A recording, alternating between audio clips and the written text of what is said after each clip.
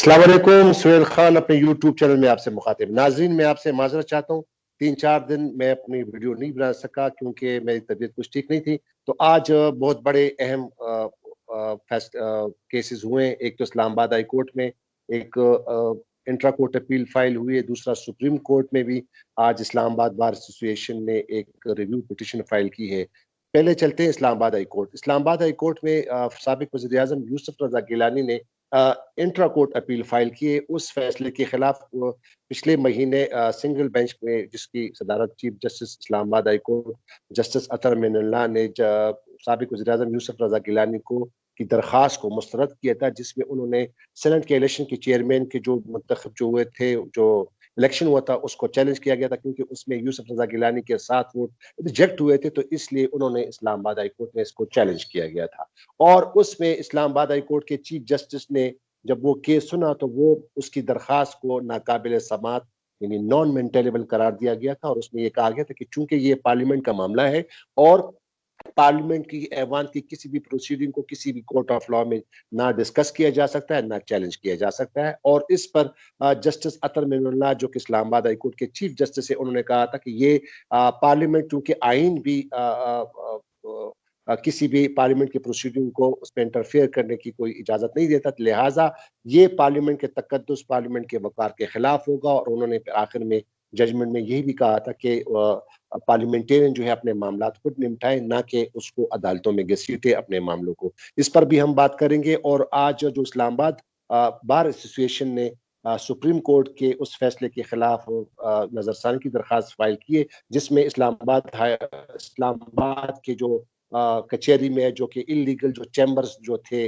वकीलों ने एस्टेब्लिश किए थे, उनको गवर्नमेंट ने मिसमार किया था, सीएडीए ने उसको डिमोलिश किया गया था। और उसके बिना पर उसके बाद इस्लामाबाद हाई कोर्ट पे वकीलों ने दावा बोल दिया था और इस्लामाबाद हाई कोर्ट के चीफ जस्टिस अतर मिनुल्लाह के ऑफिस पर भी हमला किया था। और जस्टिस अतर मिनुल्लाह को तकरीबन 3-4 घंटे के लिए यरगमाल भी बनाया था। इस पर फिर सुप्रीम कोर्ट में इस्लामाबाद हाई कोर्ट ने फिर इस पर समाअत की थी। और उस फिर उसके तमाम जो जितने भी चैम्बर्स हैं उनको गैर कानूनी करार दिया गया था, जिसके खिलाफ इस्लामाबाद बार ने सुप्रीम कोर्ट में इस फैसले को चैलेंज किया गया था। और पिछले महीने सुप्रीम कोर्ट ने भी इस्लामाबाद हाई कोर्ट का फैसला बरकरार किया था और सीडीए को कहा था कि इनको डिमोलिश किया गया है। जितने भी इलीगल जो कि गैर कानूनी जो चैम्बर्स बनाए गए, वकीलों ने उसको डिमोलिश किया। तो उसके खिलाफ रिव्यू नजरसानी की दरखास्त आज लगी। मेरे साथ सीनियर वकील मौजूद हैं इस वक्त, अजहर सईद। अजहर सईद साहब, thank you Saeed, thank you very much for joining me. जी, अस्सलाम वालेकुम जनाब, बहुत शुक्रिया सोहेल खान साहब। अल्लाह ताला आपको जिंदगी और सेहत दे माशाल्लाह। तबीयत के बारे में फिक्रमंद थे आप। अच्छा, ठीक है। आपकी तबीयत कैसी है? ठीक है? लाहौर में तो गर्मी भी है बहुत, मौसम चेंज हो गया। गर्मी शुरू है आप पर साथ साथ कभी आपने कभी टी एसी भी शर्ट चलता है, कभी एसी के बगैर भी चलता है काम। टी शर्ट पहना हुआ है तो मेरे ख्याल में वहां पे काफी मौसम गर्म है। हाँ जी। सदीक साहब, पहले इस्लामाबाद हाई कोर्ट को लेते हैं। आज साबिक वज़ीर-ए-आज़म यूसुफ रज़ा गिलानी ने एक इंट्रा कोर्ट अपील फाइल की है इस्लामाबाद हाई कोर्ट में। इस्लामाबाद हाई कोर्ट के उस फैसले के खिलाफ जिसको justice Athar Minallah, chief justice Islamabad high court ने उसकी दरखास्त को नाकाबिल समाअत करार दिया, तो उसके खिलाफ इंट्रा कोर्ट अपील फाइल की है।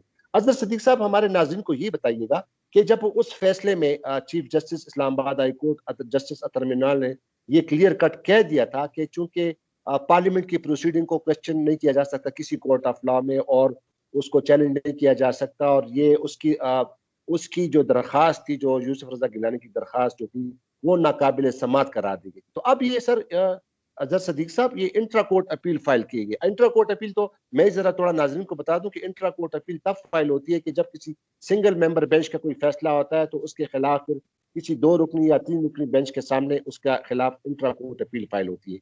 तो आप कानूनी लिहाज से बता दें कि जब chief justice Islamabad high court ने क्लियर कट कह भी दिया था कि ये पार्लियामेंट की प्रोसीडिंग को क्वेश्चन नहीं किया जा सकता, तो अब इंट्रा कोर्ट अपील में यूसुफ रजा गिलानी साहब क्या ऐसे नुकात उठाएंगे जिस पर उनकी ये दरखास्त हो सकता है कि फिर कबूल हो जाए? बहुत शुक्रिया। बुनियादी तौर पर मेंटेनेबिलिटी का इशू है, यहाँ बड़ा सिंपल सा। और इंट्रा कोर्ट अपील जब फाइल करनी हो 2 बार बड़े लगते हैं। एक तो जबकि अपील प्रोवाइडेड हो मुतलका कानून के अंदर, और असूली तौर पर इसकी रेमेडी अवेलेबल नहीं है, तो इंट्रा कोर्ट अपील तो इस फैसले के अगेंस्ट कॉम्पिटेंट होगी। दूसरा है, अगर क्वेश्चन ऑफ लॉ उसमें कोई चीज निकले, तो क्वेश्चन ऑफ लॉ बड़ा मुश्किल काम है।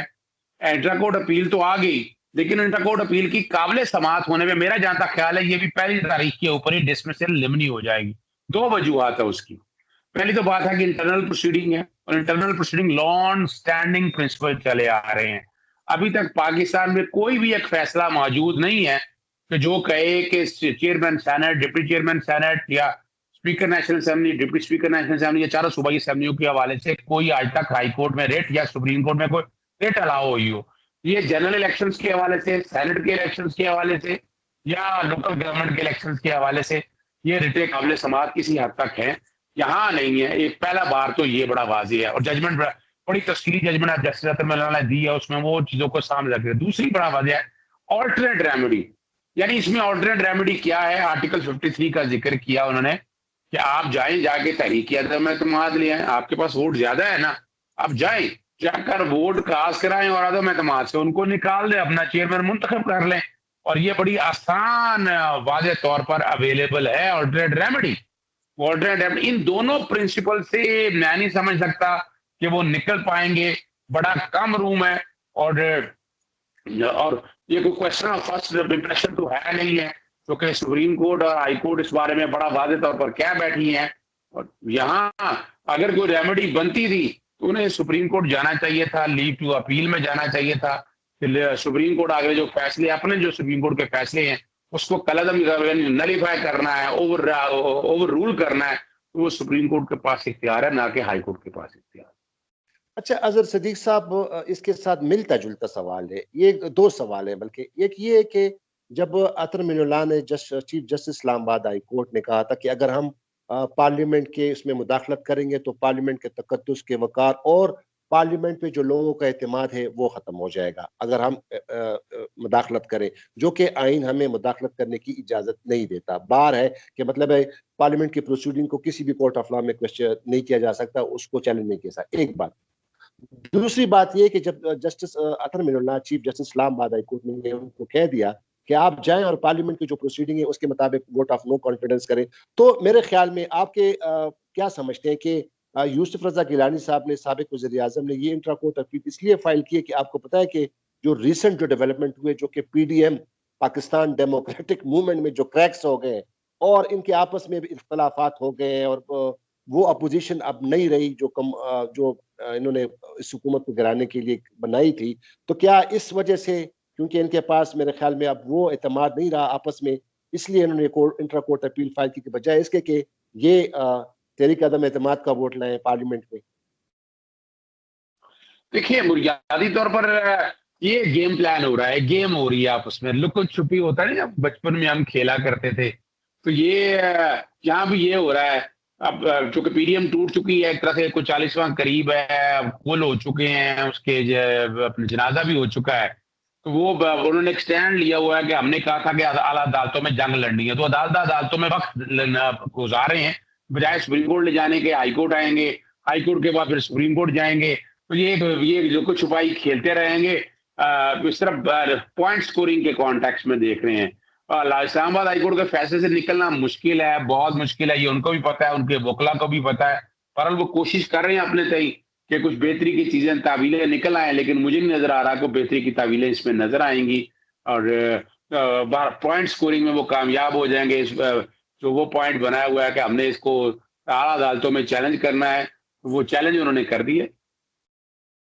अच्छा अजहर सदीक साहब, अब आपकी कम्युनिटी की तरफ आते हैं। आप खुद एक वकील हैं और आज आपकी बिरादरी ने, आपकी कम्युनिटी ने, इस्लामाबाद बार एसोसिएशन ने सुप्रीम कोर्ट में नजरसानी की दरखास्त दायर की है। और ये पिछले महीने जो इतना बहुत बड़ा वाकया हुआ था, आपकी कम्युनिटी ने, आपके लोगों ने इस्लामाबाद हाई कोर्ट पे दावा बोल दिया था और chief justice Islamabad high court justice Athar Minallah के ऑफिस पे, उसके चैम्बर में भी घुस गए थे और उसको 3-4 घंटे तक यरगमाल भी बनाया था, इस बिना पर कि इस्लामाबाद के एडमिनिस्ट्रेशन ने, सीडीए ने, उनके तमाम जो कि वो उनके मुताबिक, जो हुकूमत के मुताबिक कि वो इलीगल इन्होंने चैम्बर्स बनाए थे जहाँ पे ये प्रैक्टिस करते हैं, कचहरी में और इस्लामाबाद के फुटबॉल ग्राउंड पे और दूसरा ग्रीन बेल्ट्स में इन्होंने जो चैम्बर्स बनाए गए थे, तो उस पर उनको इस्लामाबाद एडमिनिस्ट्रेशन ने डिमोलिश किया था। इसकी बिना पर इसकी नतीजे में फिर ये लोगों ने एक बड़ा वाकया हुआ था, अफसोसनाक वाकया हुआ था पाकिस्तान की हिस्ट्री की तारीख में, पाकिस्तान की तारीख में पहले भी हुआ था, लाहौर में हुआ था, उस पर भी हम बात करेंगे। तो आप उन्होंने आज नजरसानी की दरखास्त दायर की है इस्लामाबाद बार के प्रेसिडेंट ने, कि जो 2 मार्च का जो फैसला था सुप्रीम कोर्ट का, सुप्रीम कोर्ट ने इस्लामाबाद हाई कोर्ट के फैसले को जो है वो इसको उसकी तौसीक की थी और उसको अपहेल्ड किया था, उसको बरकरार रखा था, क्योंकि इस्लामाबाद हाई कोर्ट ने भी इस वाक़े के बाद फिर इस तमाम जो ये चैम्बर्स थे वकीलों के, उसको इलीगल करार दिए गए थे, उसके डिमोलिशन को, और उसको फिर इस्लामाबाद बार ने चैलेंज किया था सुप्रीम कोर्ट में, और सुप्रीम कोर्ट ने भी फिर इस्लामाबाद हाई कोर्ट के फैसले को बरकरार रखा और उन्हें और आर्डर दिया था कि इनको डिमोलिश किया जाए इलीगल।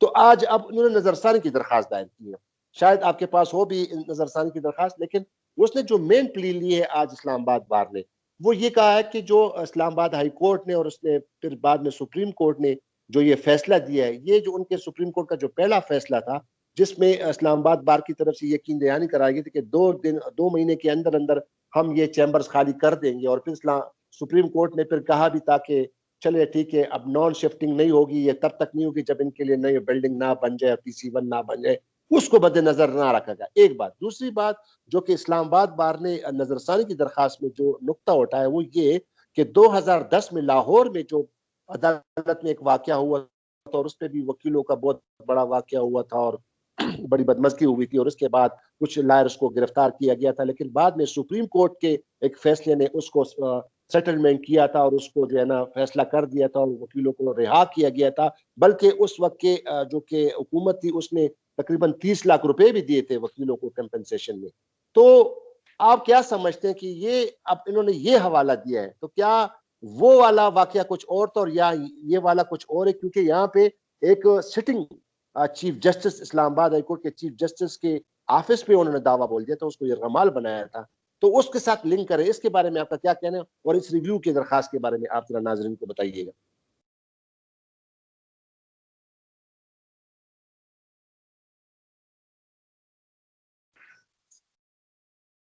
जी अजहर सदीक साहब। देखिए देखिए बुनियादी तौर पर एक बात तो बड़ी वाज़ेह है। आइन के आर्टिकल 188 के तहत नज़रसानी का जो आपके पास राइट तो मौजूद है, मगर क्वेश्चन ऑफ लॉ और अगर error apparent on the face of record हो, मुझे अब उस फैसले में error apparent on the face of record मुझे तो नजर नहीं आ रहा। जो सिविल पिटीशन 627 2021 है, 2 मार्च 2021 का फैसला दिया है, 16 सफ़ों की नजरसानी की दरखास्त दायर की है। एक बात तो बड़ा वाज़ेह है, कुछ के लाइसेंस मनसूख हुए, कुछ जेल में चले गए, कुछ जेल से बाहर हैं।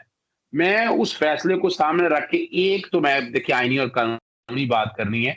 आपको याद होगा 7 मेंबर बेंच सुप्रीम कोर्ट का जस्टिस आसिफ सईद कोसा की सरबराही में इन्होंने दहशतगर्दी की डेफिनेशन को डिफाइन कर दिया था और कह दिया था दहशतगर्दी कहाँ हो सकती है।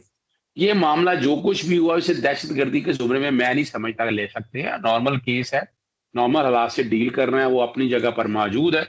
पता नहीं अब ये पॉइंट लिया या नहीं लिया, लेकिन मेरा ये नुक्ता नजर आज भी मौजूद है कि इसमें दहशतगर्दी की दफात ऐड नहीं हो सकती है। दूसरा जहां तक बात है जिसका जिक्र कर रही है, वो मोटो 19/2010 का जिक्र है। 18 जनवरी 2011 का वो फैसला है जिसके बारे में जजमेंट पर इनक्यूरम की बात कर रहे हैं। जजमेंट पर इनक्यूरम ये कह रहे हैं कि जो वादा जो बात की थी, कमिटमेंट की अंडरटेकिंग है यार भाई, अंडरटेकिंग की है, तो वो कह रहा है, ये चाह रहे हैं कि उन हालात में उस अंडरटेकिंग का मौजूदा हालात से कोई ताल्लुक नहीं है। अब यहाँ अगर देखा जाए क्वेश्चन एक बड़ा सीधा सा है कि अगर फुटबॉल के ग्राउंड के ऊपर अगर ऐसा कोई चैम्बर बने हुए हैं तो वो फुटबॉल की ग्राउंड तो कन्वर्ट नहीं हो सकती। इसमें एक केस ये बड़े बेसहा केस है कि ओपन ग्राउंड को या प्ले एरिया को किसी और मकसद के लिए इस्तेमाल नहीं हो सकता। एक जजमेंट नहीं है, बड़ी जजमेंट मौजूद है। और अगर चैम्बर के लिए उन्होंने वादा किया है सिविल एडमिनिस्ट्रेशन ने, तो वो उनको पूरा करना चाहिए, वो जगह लेके देके जाना चाहिए, और नहीं किया तो फिर उन्हें ऑल्टरनेट जगह देनी चाहिए थी। ये एक मामला है। वहां जहां तक कंपनसेशन देने की बात है, वो सारी अपनी जगह कानून फराहम करता है कंपनसेशन देने के हवाले से।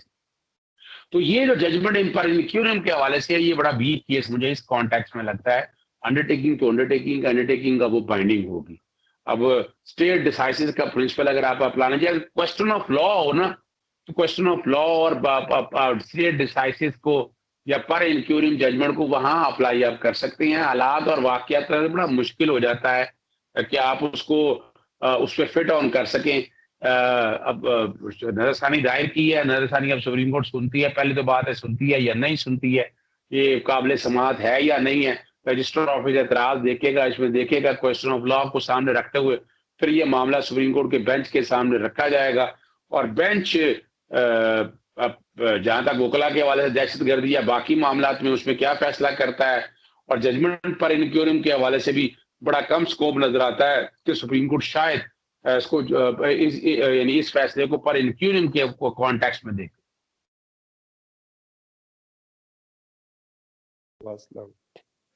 जी आवाज आ रही है सदीक साहब, अजहर सदीक साहब आवाज आ रही है? देखें अब इन चीजों को अगर आप देख लें या सामने रख कर देख लें, तो वो अपनी जगह है कि दर्दनाक वाकया अलमिया है, बड़ी ज्यादती हुई, वहां के वकला को ये करना नहीं चाहिए था। दूसरी तरफ से कुछ फैसले ऐसे हैं कि जो जल्दबाजी में हो जाते हैं, कुछ यानी कुछ ऐसी चीजें हैं, कुछ बैठ के भी आपस में मिले, एल्डर्स बैठ के भी कुछ चीजों को तय कर सकती हैं। तो यहाँ कहीं ना कहीं ऐसे मामला थे, जरूरत से ज्यादा वकला ने आप कानून हाथ में लिया, वो उसकी मजम्मत करनी चाहिए, हमें बिल्कुल कानून हाथ में नहीं लेना चाहिए था। लेकिन इसको दहशतगर्दी करार देना, ये भी मैं नहीं समझता, ये बहुत ज्यादती है कि दहशतगर्दी सारे अमल को करार दे दिया जाए। अब नजरसानी में मुझे तो बड़ा कम रूप नजर आ रहा है। तो ये अल्टीमेटली ये ना हो कि वो जो 2 महीने दिए हैं वो 2 महीने से 4 महीने हो जाए या 6 महीने का टाइम आगे पीछे बढ़ जाए।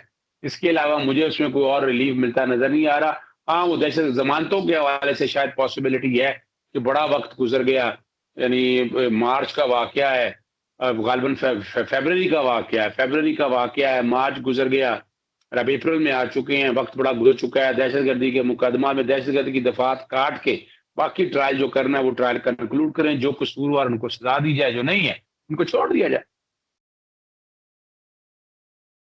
बहुत शुक्रिया अजहर सदीक साहब। जी नाज़रीन, एक और वीडियो में दोबारा आपके सामने दोबारा हाजिर होंगे, तब तक के लिए इजाजत दीजिए। खुदा हाफिज, पाकिस्तान जिंदाबाद।